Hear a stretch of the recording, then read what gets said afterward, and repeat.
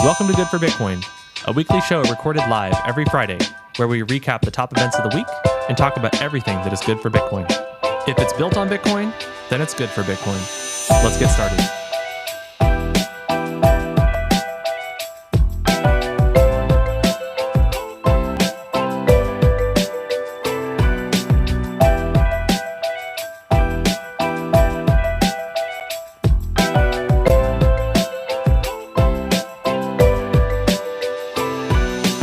Content shared on this podcast is for informational and entertainment purposes only. It does not constitute financial, investment, or legal advice. The views and opinions expressed are those of the host and guests and do not reflect the official policy or position of any other agency, organization, or company. We encourage you to conduct your own research and consult with a qualified professional before making any financial decisions.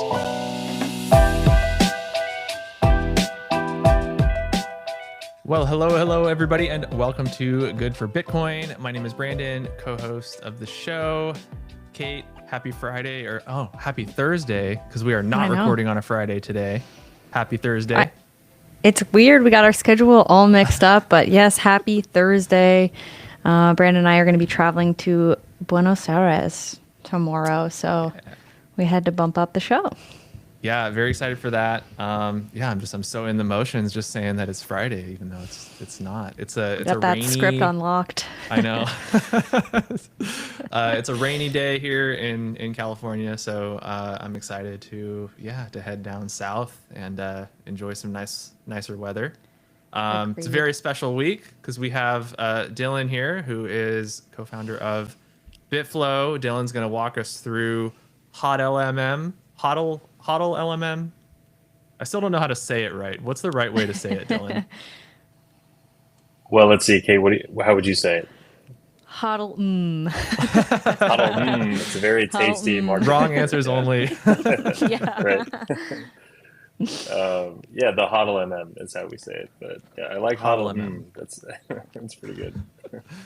Well, we're very excited to chat about HODLMM today, and I also wanted to talk to you a little bit about Clarity 4 because that was a big launch that happened just the other day, and a lot of really exciting things happening in the Stacks ecosystem right now. So maybe I'll just throw it back to you, Dylan, if you want to maybe just introduce yourself a little bit, and then we can get into HODLMM. I think you should have the ability to share your screen.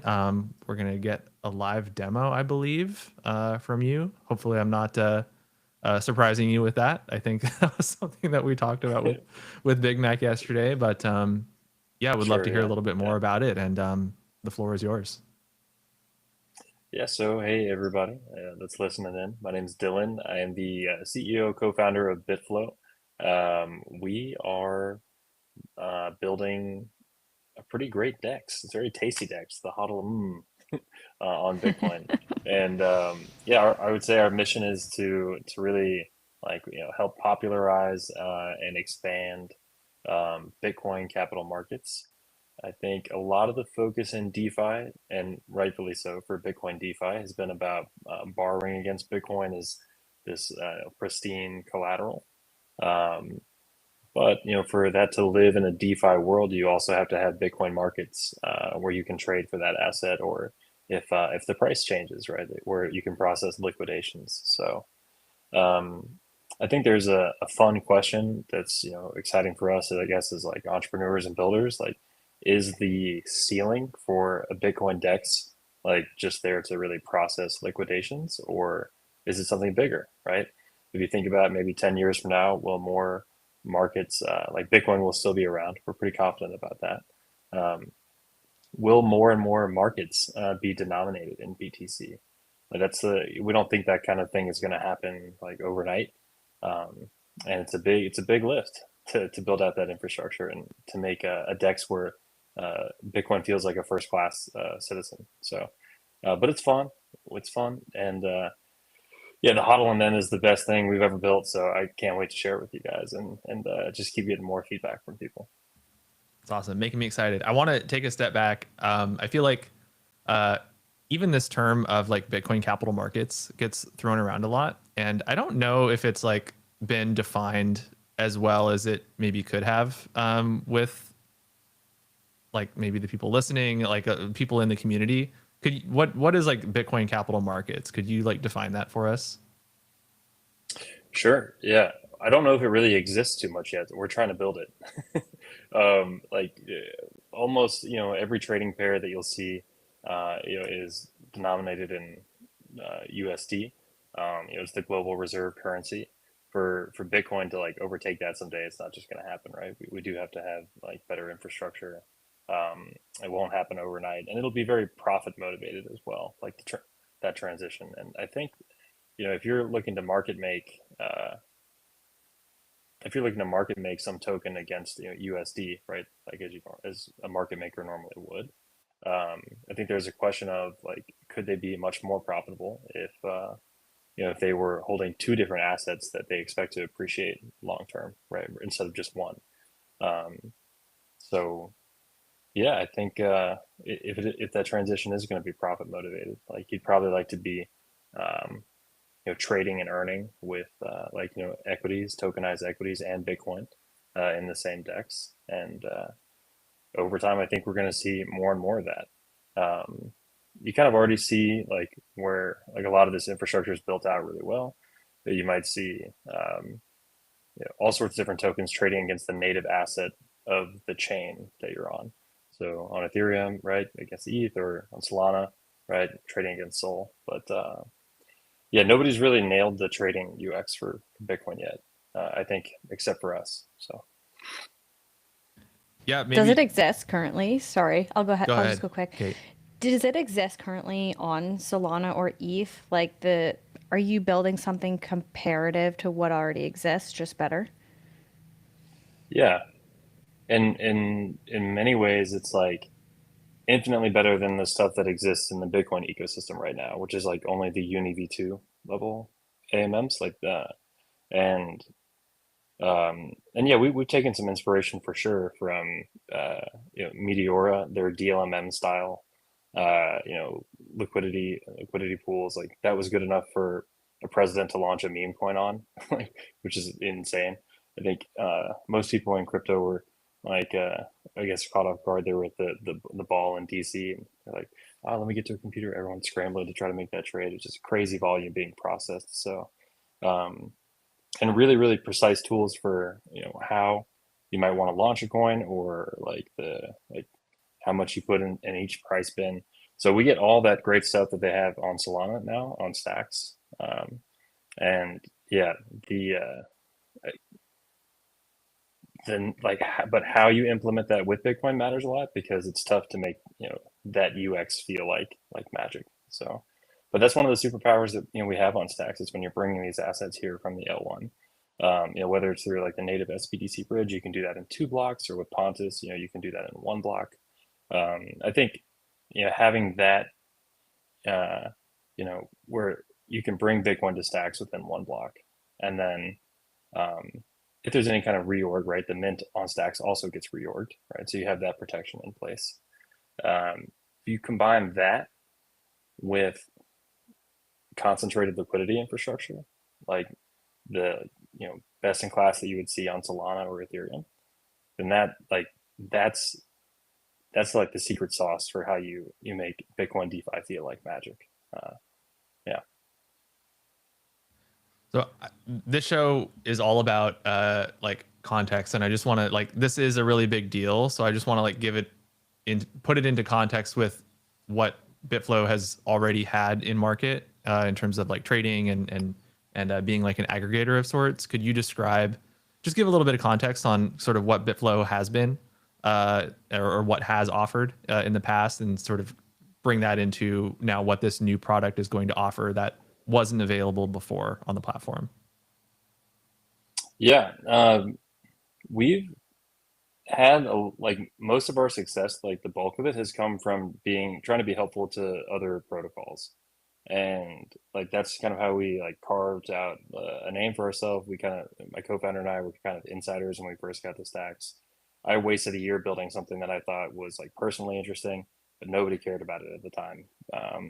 And it was a way to borrow like against Bitcoin, but for more like supply chain purposes, to optimize your cash flow, like helping companies use that, which at the time, like interest rates were so low, it's like no demand for that product really. But things have changed since the ZERP environment. So, um, but yeah, so that was a painful lesson. I think some of the other builders across the Bitcoin ecosystem are still learning that. Hey, I want to build this L2 my way because blah blah blah technical reasons. I think it's superior, and like if I build it this way, people will care about it. And that's, I think, backwards. And you know, starting from like just not being afraid to take user feedback and know that maybe you don't have the answer for what people want Bitcoin markets to look like, but if you're willing to put in the hard work to talk to different protocols or different market makers about what they would care about for a better like native Bitcoin trading experience, or like a Bitcoin trading experience on a scaling solution. So all that said, it's helped us to help out other people. So we started off doing stable swaps for the Stacks ecosystem. That was something that was missing. And I think it was Christmas Eve in 2023 when we deployed the first Stacks, ST Stacks um, stable swap pool. And that got up to like 50 million in TVL at one point. And the stacking DAO guys were like, hey, that's great that you did that, but like, can you please connect this to all the other tokens in the ecosystem, please? Like, people don't want to just go to Bitflow just to trade that one pair. And like, okay, of course we need to do that. So that's what led us to build the aggregator.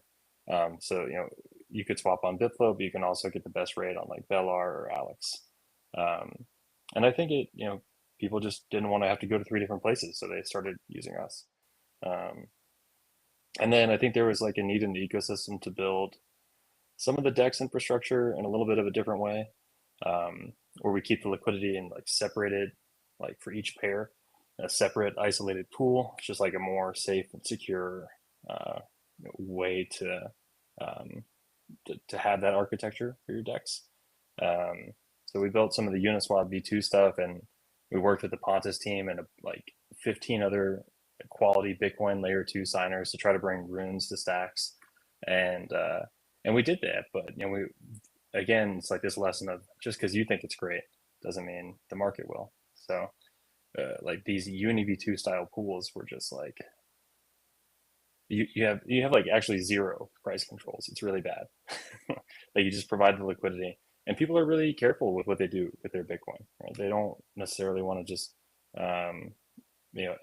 use that level of infrastructure with no controls, and they come back and they're wrecked on a permanent loss or something. So yeah, we took some time and said, okay, this concentrated liquidity design, and there's many different designs, but we think this one's going to be really great. I could talk a little bit about what concentrated liquidity is, but if I'm putting you guys to sleep, stop me at any point. Okay. No, this is super helpful. I'll just say like, yeah, like that's like the aggregator, the DEX aggregator. That's how like I personally like started using Bitflow, like especially working at Leather at the time, like Leather integrated the DEX aggregator in, and and you can swap directly within Leather, but it was using Bitflow on the back end to power that experience. So that's how I like got the context of what Bitflow is and what it can do. And certainly I mean there was certainly a lot of attention, especially with the dog coin. You guys continue to do, I think, a lot with the dog community on stuff there. But I don't know, Kate, go ahead. I think you had something. No, I was going to say, please tell us about concentrated liquidity. I'm curious. Yeah. Well, it's concentrated liquidity is like a way basically for you to earn more with like the same amount of capital, or even less capital, honestly.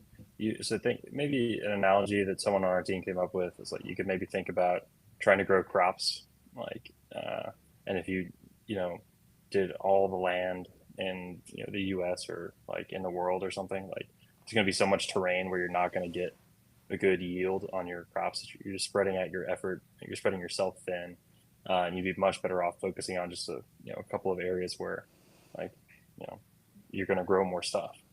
So legacy AMMs are very similar to like spreading yourself too thin. The money is spread out across like the entire price curve. A lot of it isn't actually useful, um, and it's pretty quantifiable, like how much better it is. Like you have to have 800x TVL in that pool relative to the swap that you're trying to do.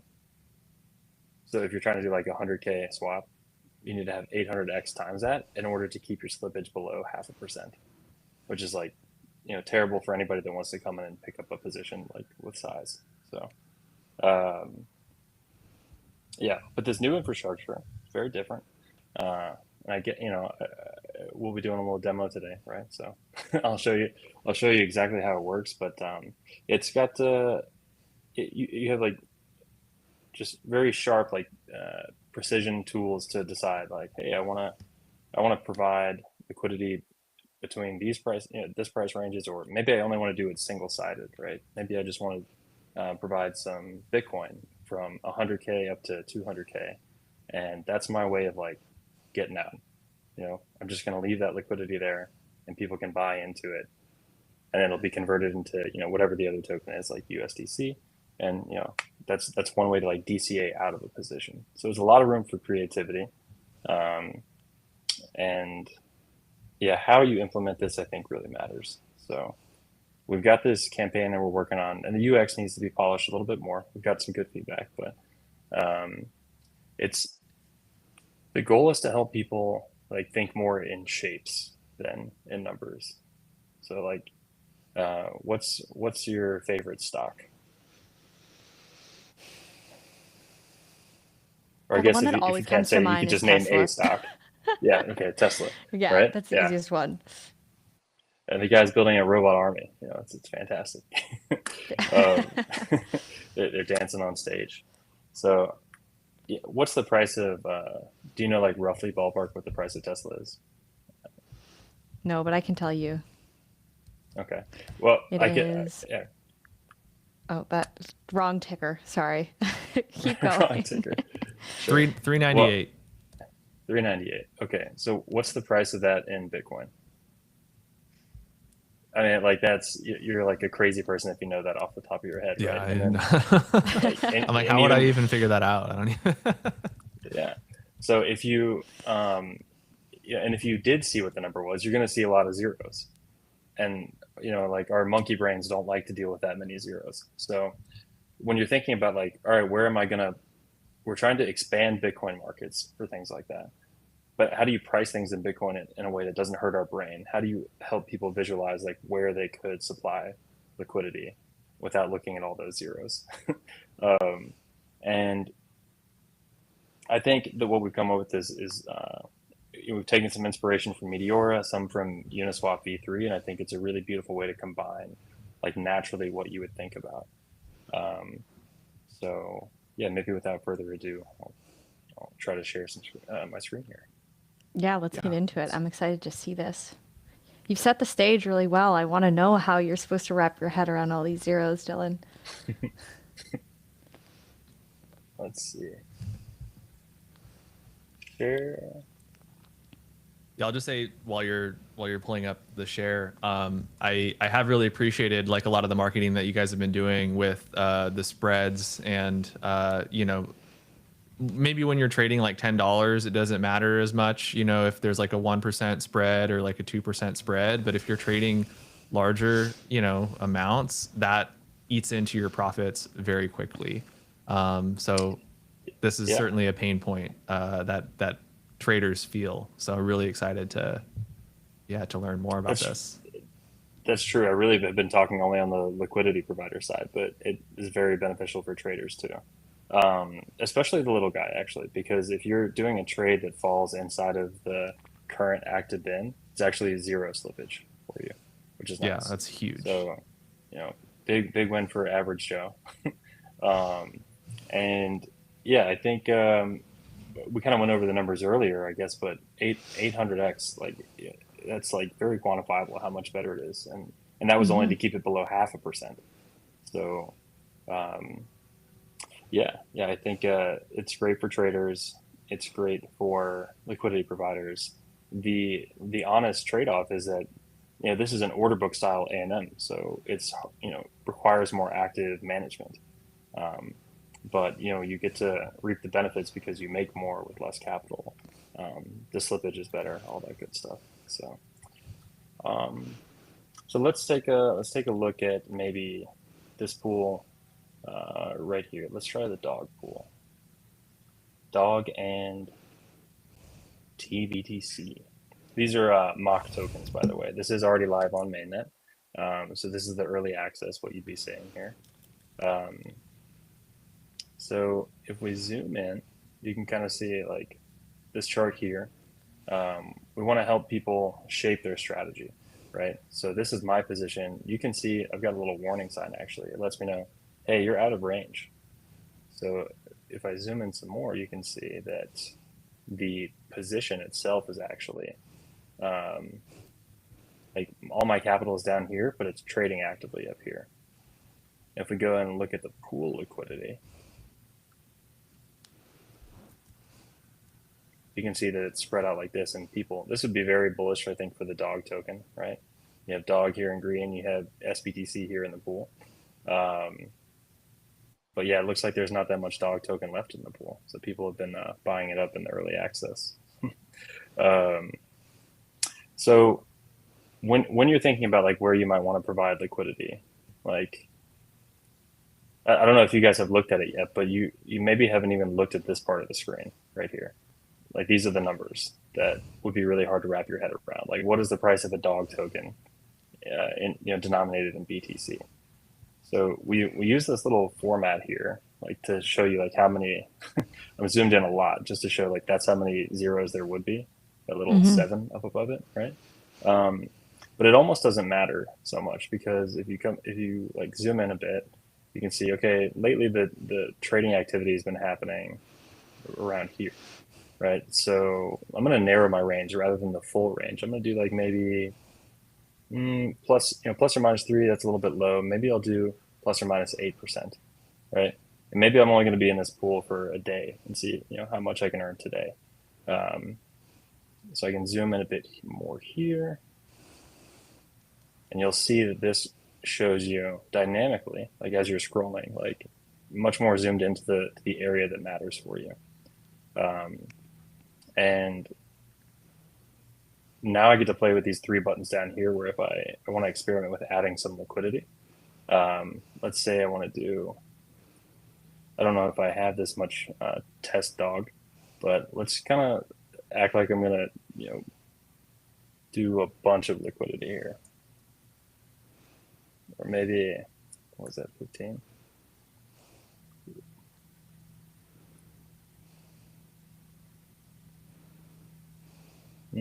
More big numbers. There we go. You can take a look at like the different shapes you can add here. Like this one is like spot, so it's a uniform distribution. This one is curve, right? So it's got like more centered around like where the active in is today. And then you also have a bid-ask strategy as well, which helps you capture more volatility if there's a lot of liquidity here. Yeah. So the thinking is when you show up to a page like this, you're like, okay, what price even is this thing, right? So you get this view where you get to see the volatility over some time period. It could be a couple hours, it could be a day, it could be the minute view, right? And then you might want to know, okay, well, where does everybody else have their money, right? So that's what you get when you look at the pool liquidity graph. A little bit of social proof so that you're not like alone on an island providing liquidity there. Unless you think that's a smart place to be because maybe the price will move there. And then, so then you get to say like how much and then like what shape makes sense for you. Do you want to use a shape that'll capture more volatility, a shape that's more centered around like a price that you feel is not going to move that much? Like something like this would be great for stable coins, for example. Or, maybe you don't want to, you're not sure, so you just want to provide a uniform distribution across. So that is the first little sneak peek of it. So it's just to make sure I understand. So it's sort of like yeah, you care like a little bit less about what the actual price is that it's trading at. It's more like what is sort of the range that it's been trading. Like, has it gone up a couple percentage points or down a couple percentage points in the, in the past X amount of hours or X amount of days? And then based on that, I'm making a decision on, okay, I want to deploy this much amount of capital into the, into the pool to trade on that. And you're thinking more of it, yeah, based on percentages versus like, oh, I want to trade at 0.0000009 whatever, right? Yeah, Yeah. exactly. Yeah. And one of the things we did for this pool specifically is that you could, like, we flipped the ratio, so it's instead of a BTC USDC pool, it's USDC, BTC. Um, like people, I'm sure a lot of our friends know like what the Bitcoin price is today, but what about the other way if you flip that on its head? Like I always like looking at the graph and seeing the dollar versus Bitcoin just going down over time. And then if you're worried about the price action today, you zoom out, you look at that, and you're like, all right, I'm making a good decision. That's right. So, We're on a Bitcoin standard here, so Yeah. yeah, yeah. So yeah, it helps demonstrate like we can have markets that are denominated in BTC. We can make it a lot more visual. And I think putting the volatility next to like the social proof of where other people have their money, like lets you know, like, okay, people are farming in this range, or there's an opportunity here for me where they're not farming yet. And I think it's a more natural flow than like trying to look up, right, the price of Tesla was this, in USD, and the price of Bitcoin was this in USD. Now I've got to do some math in my head to try to create that market. Like that's tough. So yeah, just to see the price change over time, to know, and in that same graph, see where it might be a good idea to add liquidity, and just be able to like drag and drop super easily. Like if you are adding a bunch of liquidity here, it's nice to see like how it can change, like when you're just dragging this, right? Like that makes it go out further, or this kind of like bunches it up closer to where you were thinking about adding it. So if you wanted that shape to be a little bit more round up there, you could do that. So should be a lot of creative freedom here for people to play around with a bunch of different strategies. This thing is going to launch pretty soon. We're excited about it. We're 2 audits down. We have one more to go. We're doing a few different campaigns for it. One of them, are you guys familiar with Meteora, like the LP army at all? Okay. Nope. Yeah. oh, enlighten us. Well, you got to check it out. Yeah, it's like a great community tool where people have built stuff on top of Meteora. We would love for more people to build stuff on top of Bitflow as well.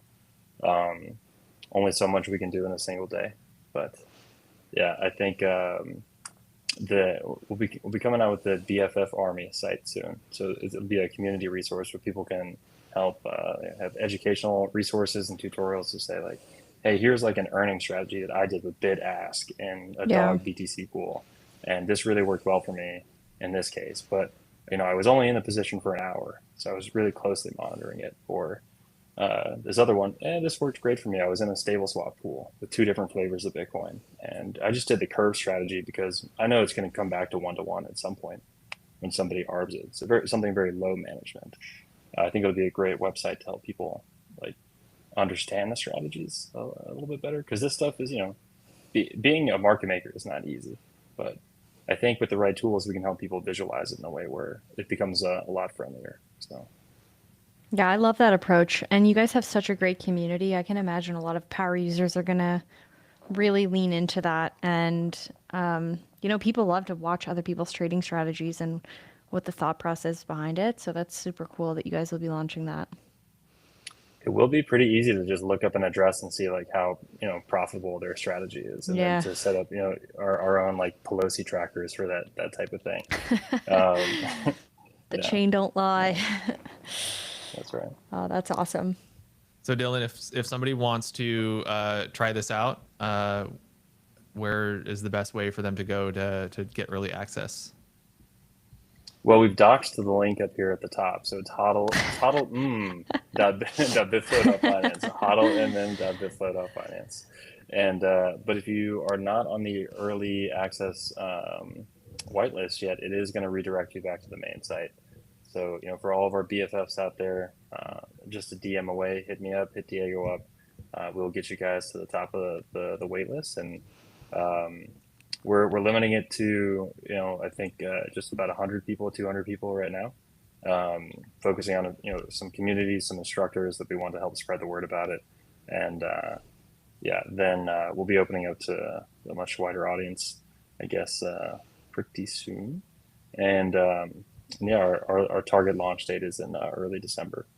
So final leg with that last audit, and I think this is going to be like so huge for everybody in like the Stacks ecosystem, even if like it's a different protocol, right? It's not just a Bitflow thing. This is like orders of magnitude, like infinitely more capital efficient. I always like to say that Stacks, like Clarity feels like DeFi for grown-ups with post conditions, but now we really have all the tools. We have all these catalysts coming together at the right time, and I think the sentiment could not be worse. But like I don't know, I'm excited. I didn't sleep last night. Diego had a demo with the dog army today. I was pumped to show them what we built and get their feedback. So hopefully this will be I don't know, more people will be happy about something cool in the Bitcoin ecosystem. Yeah, there is so much to be excited about. I mean, that's what we cover on this show every week, is like talking about all the really amazing, like exciting things being built. But it's actually a really great segue into, I wanted to ask you a little bit more about Clarity with the updates that just came out. For those that don't know, Dylan has the Stacks developer username on X, the best Stacks developer username you could probably have, which is literally at Stacks developer. So he is the person that is qualified to answer questions about this because he has the username. But could something like this, like HODLMM, have been built without Clarity 4? And I guess what are some of the updates in Clarity 4 that you were most excited about? Mm-hmm. Yeah, it's funny that you say that. I got the Stacks developer handle, I don't know, maybe like right when Stacks 2.0 came out. Right. And really initially my goal was just to help like retweet a lot of stuff and spread the word and, try to make sure the developers had like resources to know about all the cool stuff that was being built. And yeah, it's turned into, I guess, all this. So it's cool to get involved early on. But to answer your question, we did actually deploy this before Clarity 4 launched on mainnet. There are components of it that don't require the changes, but there are other aspects of Clarity 4 that we feel make this even, just provides additional layers of security for what we built. So one of the big changes that I guess it was really, I think maybe one line of code change, but but it feels like a big security change, is the ability to do pool verification. So this means that we use this new function called code body of, and it allows you to check the hash of a contract that's been deployed. So you can think maybe we have like this core contract at the top that's like an orchestrator for how you swap and add liquidity. And then you have these pool contracts. Each one has like isolated tokens inside of it. And for every pool, right, there's a new smart contract. So now with that new function, we get to say that new smart contract that was deployed, like exactly like down to the spacing, matches exactly what the template was supposed to be. So this allows you to have standard pool template contracts that are safe and secure. The engineer in me wants to caveat that, right, and say like that's pool verification and that's different than token verification. But because token verification is not the same for like every token is different, right? So, but we don't want to be like the gatekeepers of what pools are allowed and what tokens are allowed. This is a protocol that we want to live on, like, long after us. And I think that's true. Like, I think a lot of the people in Stacks feel that way, like long-term games with long-term people. That's why we build on Bitcoin. Yeah. We like this permissionless technology. And So yeah, I think we don't want to be the arbiters of that. So even if a pool is not verified, you can actually still create it, right? But it's the things that you can build on top. You can feel much safer that, oh no, I want to make sure that I'm only trading through verified pools. Or if there's another service that somebody built on top of Bitflow, maybe we build it that says it's a verified token. I'm only trading through verified tokens. You can do that through peripheral contracts as well. So yeah, it's it's just like very true to stacks, trying to build things the right way and make it safer. So Yeah, I was seeing some people that were talking about the balancer hack that happened a few weeks ago, and they were saying that something like Clarity 4, that ability to verify pools could have prevented something like that. I'm not technical enough to know if that's true or not. Uh, I'm sure there's more of it's not like a yes or no there. I'm sure yeah, there's a gray no, area, I but think it could be, yeah, and it's crazy also just how long it was out there, right? A lot of these contracts, the you know they like Bitcoin DeFi is still really young, so anything that has any kind of Lindy effect, you like I think just now starting to feel better about because it's maybe we've been live for a few years.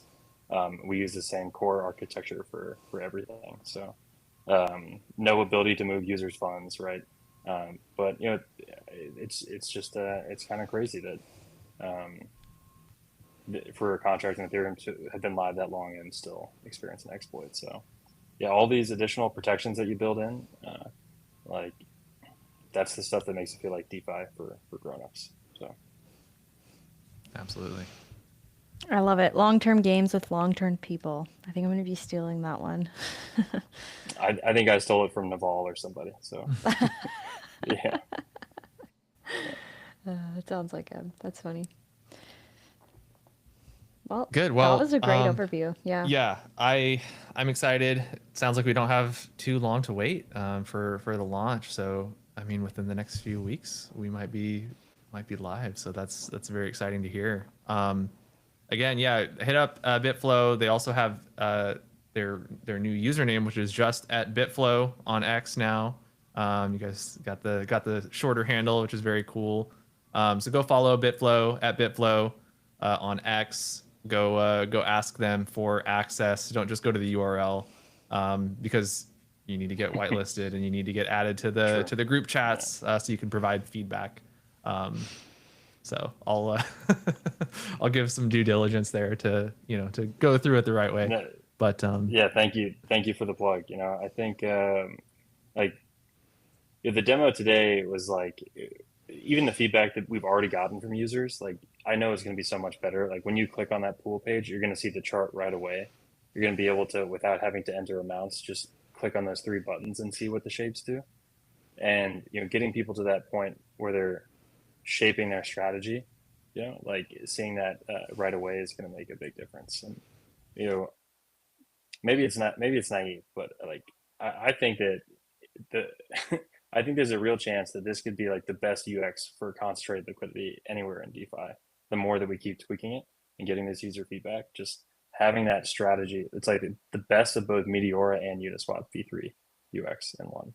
So um, yeah, all the feedback that you guys out there give, I mean, it like really can make a huge difference on like the success of this product launch. And yeah, I think I started this chat by saying I learned a while ago it doesn't really matter so much what I think. It matters more what the users think. So can't wait to share this with you guys and to hear all the things you love about it that you don't love about it. Um, yeah, the HODLMM brought to you by HODLMM. Bitflow. Well, I'm going to thank you copyright for- that. Yeah, thank you for joining us. It's been great. For anybody that is listening in, normally Kate and I recap the news, so I think we're gonna segue into doing some rapid fire news of the week. Dylan, you're welcome to stick around if you want to, but you certainly don't have to. I love you guys. I'm gonna go take a nap. Have a good one. Sounds great. Bye, Dylan. Thanks so Yeah, much. thanks so See much ya. for joining. Very cool. I'm excited for HODLMM. HODLMM, Yeah. as I'm the excited cool to see kids are their saying. army, their Bitflow army get going and people being able to emulate different strategies. I think that's such a cool approach and just, I mean, very on brand for them, but I mean, traders love to look at other traders, so that's so cool. Yeah. I don't know why the the format of the screen did not change after he left. We have like a orange square over here, but that's okay. We'll continue. Well, let's get into some news. We have some strategy news to talk about. Of course, they bought some more Bitcoin, but how they bought the Bitcoin is what is interesting this week. So they bought 487 BTC, and they used their preferred equity to do it, not MSTR dilution. So last week on the show, we talked about how STRC surpassed $100 per share, which basically allows them to use the proceeds. Anything beyond $100, they can use the proceeds of that to take and buy more Bitcoin, and they did that. So they bought that 487 BTC using 262,000 shares of STRC, but they have more than just that one. So they also use like 165,000 of STRF and 50,000 of STRK and 12,000 of STRD, and their AI plan, generated plan, is working. They're buying more Bitcoin using these other instruments without diluting their main stock, MSTR. So pretty cool stuff. Very cool. Then we also had Strive. They bought a little over 1,500 BTC using their oversubscribed SATA IPO. Yeah, so very similar to what Strategy is doing. Basically, Strive is doing a similar thing. So, yeah, the instruments are working, I guess, is the main takeaway there. All right, let's get into the news. We've had some honestly pretty interesting stories this week from my perspective. I thought it was pretty cool. So, do you want to kick us off with Coinbase leaving Delaware? Yeah, this one's kind of a smaller update, but yeah, Coinbase announced this week that they were leaving Delaware. They're reincorporating in Texas. Their chief legal officer, Paul Gruel, said in the blog post that they published, it said, Texas has become an increasingly attractive hub for innovative companies like ours. It is a shame that it has come to this, but Delaware has left us with little choice. And there's been a lot of companies that have been leaving Delaware, moving to Texas and other states. I think we've talked a little bit about it on the show. I think Tesla did the same thing, and other companies have followed suit. But there's been like issues with like inconsistency, I think, with litigation in Delaware. Mm-hmm. So it's become like just a lot less friendly for corporations to be there. So they're moving to other states. Is that corporations in general or just crypto? I think it's like corporations in general. Yeah. Like Delaware used to just be like a haven for like any company was like incorporated in Delaware, even if they like didn't have like offices there. That is changing for sure.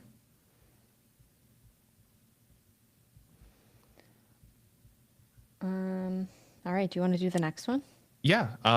Next one is Square Bitcoin goes live. We talked about this on the show a few weeks ago when they announced it, but it is now officially live. So for merchants, they can now accept BTC payments over Lightning. So customers are paying with Lightning.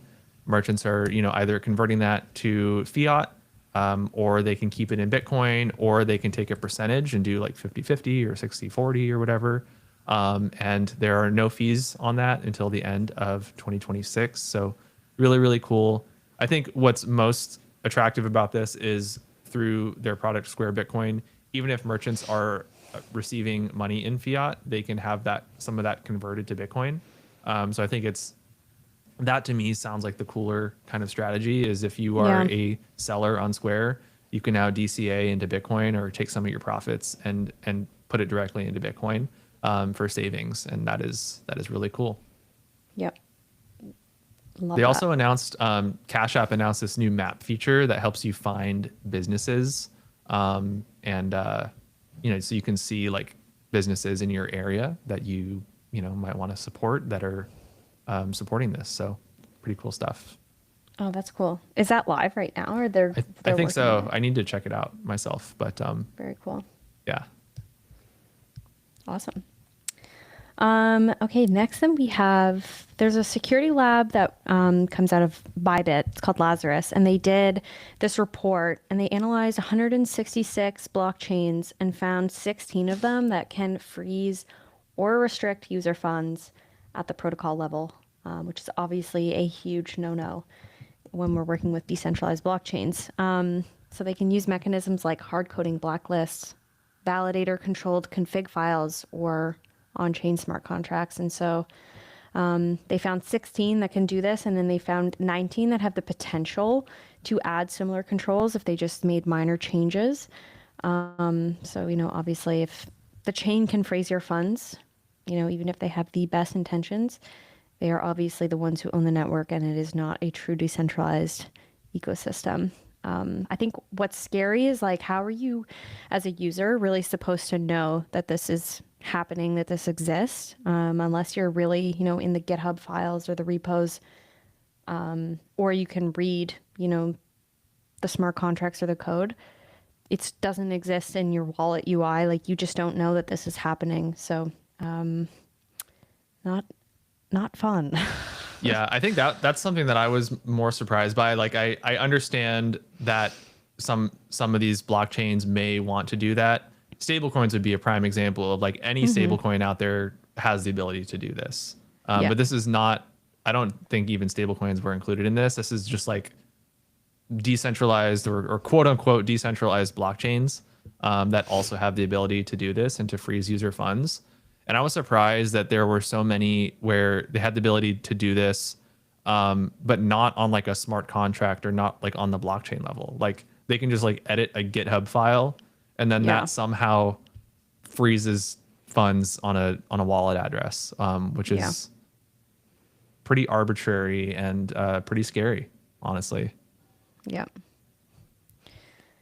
Next one obviously brought the hype for Zcash. We're transitioning slowly to a Zcash show. That's what I'm saying. Good for Zcash. It's coming soon. Leap Therapeutics. So they are traditionally a company that develops therapies for cancer patients. And they rebranded as Cypherpunk Technologies with the help from the Winklevoss twins. And after they did this rebrand, they immediately bought $50 million worth of Zcash, which is obviously one of the boldest pivots a public company has ever done. And after this happened, the market rallied big time around it. Their stock exploded 170% in one day. So I found this because Tyler Winklevoss, one of the twins, made this big post, I think yesterday or the day before, basically coming out and saying why they're doing this, why they're such proponents of Zcash, how privacy is the foundation of freedom. And, they're claiming that they're losing it fast as everything moves online. And so their whole mission is to invest in and build tools that protect personal sovereignty. And obviously they're betting big on Zcash. So this is crazy. I don't know. It's fun to watch play out. Like, obviously they're big Bitcoiners. They say like they think Bitcoin's going to 1 million over the next decade, and they just think that Zcash is going to rise along with it. And they view Bitcoin as digital gold, while Zcash kind of becomes the private way you move value, which obviously becomes super important in this age of AI and surveillance and, all of that stuff. So yeah, I'm really interested to see just how this privacy narrative plays out. It's obviously like privacy is like a core like right, I think. But just in terms of like how markets value it, I think we'll see, is this just like a premium that the market is placing on privacy now, and then they're going to move on to the next thing, in 6 months, or it's hard to know. Where the price of Zcash is going to be. But certainly it is, just keeps going up, over the past few months. But certainly privacy has a role to play, I think, for forever. But it's just, it's going to be interesting to see, how long this lasts, or if it's just a continuous thing. Yeah, people talk about how this is all like the narrative always comes back around privacy. But yeah, no, Zcash has been operating for like 9 years or something like that. It's really having its moment right now. Yeah, certainly is. But did you see this next one around lava? I saw Jake posting about this, and I think he interviewed somebody from the Lava team, and I need to watch that interview. But Yeah. I wasn't aware of this until I saw Jake posting about it, and this was Yeah, surprising to me also. I saw this one in the block space. I think it was like in their newsletter or just like a article that they posted. But basically, Lava quietly switched their trust mode from non-custodial DLC based Bitcoin loans to a full custodial model. So it's like institutional grade custody. And the big part of this story is that their users really only learned about this after they migrated their vaults through an app update. And it really did not disclose the change or what was happening. So a lot of people after the fact realized what was happening. And obviously they felt pretty blindsided and just, like obviously thrown off guard. You can't just change your custody trust models like that without letting people know. And it also comes at a time when the company's announcing a $200 million raise. So obviously some red flags or suspicions are arising that this is, happening at the same time that this funding is coming in. The company's claiming that this shift is going to improve their security, lower rates, but obviously for a lot of Bitcoiners, this was kind of a bait and switch, and it really breaks the brand's promise that they signed up for. So it's really, this issue is around the lack of transparency of the switch. Obviously self-custody is a huge thing for Bitcoiners, and that's probably why a lot of people use the Lava product, but it's really, just the lack of communication where it feels like it was, a bait and switch and not really communicated to the customers what was happening. So, Yeah. Yeah, I think I was having a conversation with Jake on DLCs the other day, and I think DLCs are sometimes like regarded as like this ultra decentralized thing, but DLCs are still powered by oracles, and oracles are like, it's impossible for an oracle to be fully decentralized. Like they have to be centralized. So even something like if it's DLC based, like there's still oracles that are in the background that are controlling, the price. A lot of like DeFi hacks, probably the majority, I think, of DeFi hacks that have happened in crypto have been like targeting oracles and price manipulation and stuff like that to liquidate or allow things. Yep. So, DLCs aren't like I don't know, like the savior of Self-custody. fully decentralized lending. There's still and there's certainly like, if you are a lender and you are the one that is operating the oracles, that's much less decentralized than maybe you're using a trusted oracle provider like Pith. Is one of the big price oracle providers out there. So certainly using a third party oracle is preferred, but there's always just a level of spectrum when it comes to centralization with these lenders. And there's no way to, I don't want to say there's no way, but like there's always some kind of centralization because you have oracles powering it. Even something that is smart contract based is using oracles. Like Granite is using Pith, right? And Pith is very trusted and everything like that. And others, Zest I think is also using them. So yeah, that's all. I just wanted to say like DLCs are not fully decentralized either. But yeah, certainly you don't want to be changing your trust model like this without letting your users know. Yeah, I think maybe changing anything. Like obviously this is a big one, but like I just think the industry that we work in, being as open and honest about any changes, regardless of how big or small they are, to just let people know, like those are the little reassurances that build a lot of confidence and trust. Whether it's good or bad, just being transparent about it is, I think, just fundamental. 100%. Yeah. This one I thought was pretty cool. So SoFi has launched SoFi Crypto. And with this, they have now become the first regulated national bank in the US to allow customers to buy crypto. That includes Bitcoin, ETH, and Sol directly from their checking account. And when I first read this story, I was a little confused because I thought that they already had this. And they actually did. So they used to offer crypto trading through a partnership with Coinbase all the way back in 2019. But they actually suspended the program in 2023. So I think just with the new administration and more clarity there, they have reintroduced this, and they are still now the first regulated national bank in the U.S. to allow customers to buy crypto. So maybe we'll see J.P. Morgan soon, but for now, it's just SoFi. Yeah, this is pretty cool. Really cool. And then the last one, is it the last one? Yeah, I think this so. is the last sort of news story. Maestro, I think that's how you pronounce it, launches Mezzamine. I think that's how you pronounce that too. I'm actually not sure. They're kind of confusing words.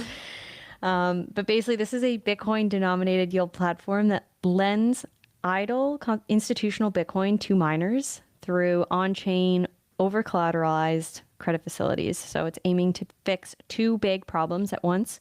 The first one is that miners struggle to access capital without taking on US debt or dilution. And then the second one is, obviously, we talk about this a lot, over $2 trillion worth of Bitcoin sits idle, unused, not earning yield. So basically, this aims to let people who have a lot of idle Bitcoin lend it to miners safely, on-chain, fully backed by real assets like hash rate and energy equipment. And then miners desperately need capital, but getting loans is very expensive and usually is tied to the US dollar. So yeah, it's claiming it could also help decentralize mining by giving smaller operators more access to capital. It's pretty cool. It actually reminds me of Shopify used to like give loans to very small e-commerce businesses, and it would just like help them upstart their business and stuff. I don't know why it reminded me of this, but I think it's pretty cool. And you gotta build products for the Bitcoiners that you want to see in the world. So seeing, sort of like Bitcoin lending very much targeted at miners is a cool thing. Yeah, I from my time when I was at BlockFi, BlockFi had this product where they were like specifically partnering with Bitcoin miners, and then the miners were using their mining equipment as collateral, which ended up being a huge problem because if you're a miner, for one, mining equipment is not liquid, right? Like it's in a warehouse somewhere, and like you can't just like immediately liquidate mining equipment. But if you're at the point where you're needing to say like, oh, we need to liquidate this mining equipment, probably nobody really wants to buy mining equipment at that time. So it like that was like one of the things that like caused BlockFi's downfall, I think, was like offering that solution. So I would be a little careful on collateralizing mining equipment, but otherwise this sounds cool. Your BlockFi stories are always so wise. Oh my gosh. Maybe we're going to revisit this one eventually, and you're going to say I told you so. Certainly learned a lot from things on what not to do from watching things go down over there. There's a lot of good things too. A lot of good people that I worked with, but some questionable decisions also. Very much so. Well, like we said at the top of the show, it is Thursday, not Friday. Kate and I are both traveling out to Buenos Aires tomorrow. It's a long flight for both of us. Yeah. So we will, I think we'll be acclimated and ready to go by like Sunday, when a lot of the events start kicking off. Very excited to meet as many people as possible while we're there. And you're speaking at some events. Yes, right? I'm speaking at SoFi. It's going to be all about Bitcoin, DeFi, institutions, future of on-chain finance. And I'm joined by a couple other girls. One is the founder of Decrypt. It's sort of like a DeFi news It's not a magazine, but it's like an outlet. It's pretty cool. And then another girl in the Bitcoin world. So it should be a good panel. It's funny because like SheFi obviously covers the entire crypto ecosystem, and there's always a little segment for Bitcoin. So it's fun. Yeah, I feel like we've done a lot of stuff with SheFi over the years. When we were like Trust Machines, we did some stuff with them Yep. as well. So Yep. yeah, it's cool to continue doing stuff with SheFi. And then yeah, I'm hosting or not hosting, but I'll be speaking at Multi-Chain Day also, which is going to be exciting. And then both of Cool. us are going to be hosting a marketing talk at the Hacker House, which is a closed event. It's only, there's like an invite only thing that was sent out to like some Stacks builders that competed in like Stacks Ascent and some other hackathons. But maybe we'll record it and post it or something. I don't know. But yeah, I don't think Yeah. we're gonna have a show next week because we're gonna be so busy with all the stuff going Yeah. on for Dev Connect. But we will be creating a lot of content. So you will still be able to look forward to a lot of stuff coming out there, but just not live potentially. Yeah. All right. Okay. Well, go follow us on social at Marshall Mixing, at Kate M. Parkman on X. Go subscribe to the show on your favorite podcast app. You can go to goodforbitcoin.com to see all the different places that you can go to subscribe. We are live streaming on our social handles, but also at youtube.com/at goodforbitcoin. And we will not see you next week, but have a great weekend. And we will see you online. Awesome. Take care, guys. Bye, y'all.